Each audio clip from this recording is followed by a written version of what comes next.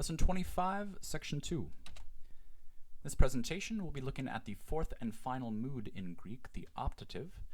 We'll be looking at the forms of the optative of eime, I-am, and some constructions in which we find the optative, such as wishes, indirect speech, and potential clauses.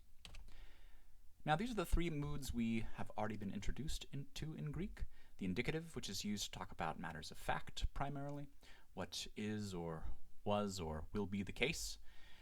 The imperative, which is used for commands, suggestions. The subjunctive, which we've seen used in different situations like exhortations, proposals, that sort of thing. Negative prohibitions in the aorist, we've seen it also used for.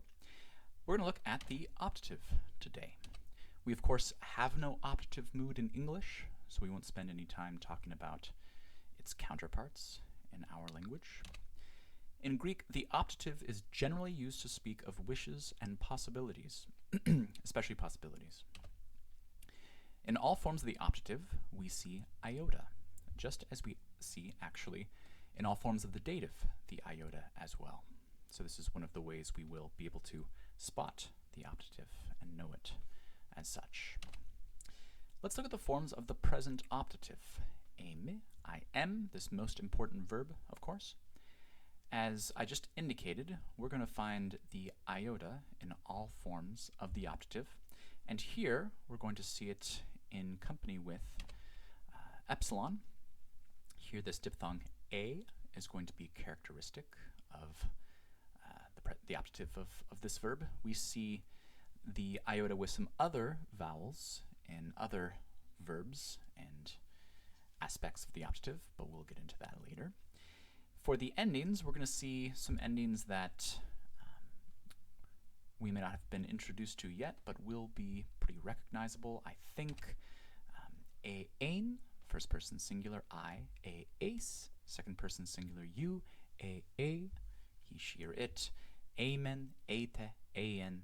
These are really variations of forms we've seen before in the past. And there are some alternative forms in the plural. We're just going to stick an eta in between the initial diphthong a and then the endings. So amen, aete, son. And these are fairly common, not as common as the normal forms, but certainly something we want to know about. So you'll find this in the grammar, important forms of an important verb. Now let's turn to some uses of the optative. First of all, we have wishes. On its own, the optative may express a wish, often preceded by ete or egar. So it doesn't need either of these, but it is often found in company with one or the other. For instance, ete sapas ein. Here we have this ete, suggesting we've got a wish coming up.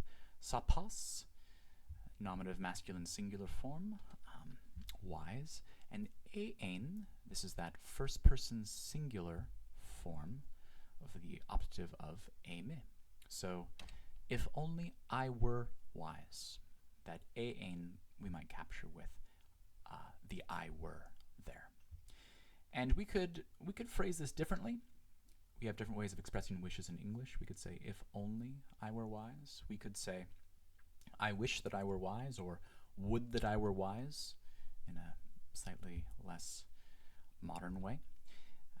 They're all possible ways of translating this right here. Now, as I indicated, we don't actually need the ete or the egar, whichever we had. We could drop it, and we would still have the same basic meaning. The optative found by itself in a wish.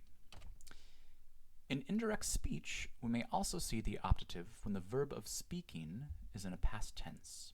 So let's just look at a sentence in which we have a verb of speaking and indirect speech.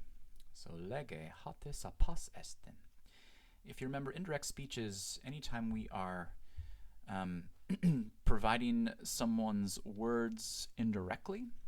That is, we're referring to that person as he, she, or it, and not quoting that person with the pronoun I. So lege hate sapas estin. He, she, or it says that he, she, or it is wise. We know that this is a he because sapas is nominative masculine singular. He says that he is wise. Fairly straightforward use of verb of speaking, lege, form of lega, and this hate, which we often translate as that, and just the verb estin in the indicative. However, if we changed the tense of this verb here, lege, from the present tense to a past tense, such as elegen, the imperfect form of this verb, then we have the option of changing the mood of the verb in the indirect speech part of the sentence, estin, from indicative to optative. And we would want to keep it in the same number and person. We would want it to be third person singular. So if you remember, that is ee. Elegen hate sapas ee. He said that he is wise. The meaning doesn't actually change whether you go with the indicative estin or the optative ee. There's no difference in the English translation. However, we could express this in English with he said that he was wise. That's one of the flexibilities we have, one of the alternatives we have in English, which is really different than what's going on in the Greek. This use of the optative is negated with me.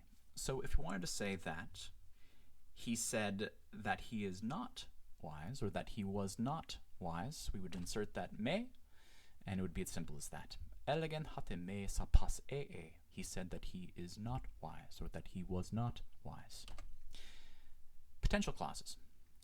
With un, the optative may express possibility. We've seen this un with the subjunctive in certain kinds of clauses, whether conditional clauses or indefinite clauses. We're also going to see it with the optative in what is called a potential clause or the potential optative. For instance, an sapas. Here we're still dealing with that he, she, or it. We know that it's he because sapas agrees with it. We could be saying a lot of different things with this. He could be wise. He would be wise. He might be wise. Even he will be wise, depending on the context. These potential clauses have lots of different ways of being translated. This potential optative has lots of different ways of being translated. And we're going to have to be flexible when approaching it. This use of the optative is negated with u. So, uk an sapas. He would not be wise. For the forms of the optative of eme, the present optative, you want to see page 93 in the grammar. For further reading, you can read more about wishes on page 169 and more about potential clauses on 219. Thank you very much.